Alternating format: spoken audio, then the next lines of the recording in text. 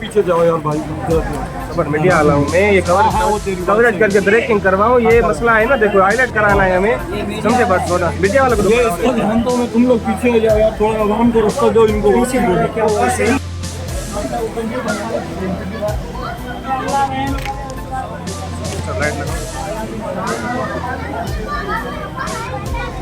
मसला हुआ ना, मैं ये घुटनों की छत से स्टील वालों की छत से चले जाऊंगा सामने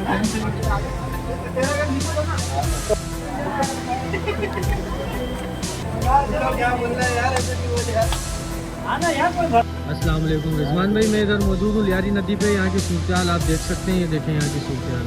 यहाँ पे अवाम बहुत परेशान है। धोबी घाट का पुल है ये, यहाँ तक कि मस्जिद की हालात देख लें, ये देखें, ये मैं आपको दिखा सकूँ, ये देखें मस्जिद के हालात देखें। वहाँ पे उस साइड पे, सामने वाली साइड पे अवाम फंसी हुई है।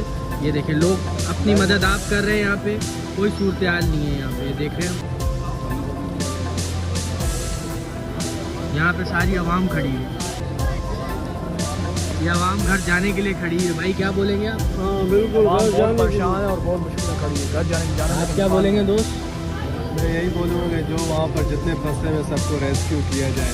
ये इस इलाके वाले सारे जाके वहाँ पे ट्रकें भी फंसे हुए हैं हमारे वहाँ पे भाई सूरत हाल देख रहे हैं रिजवान भाई आप।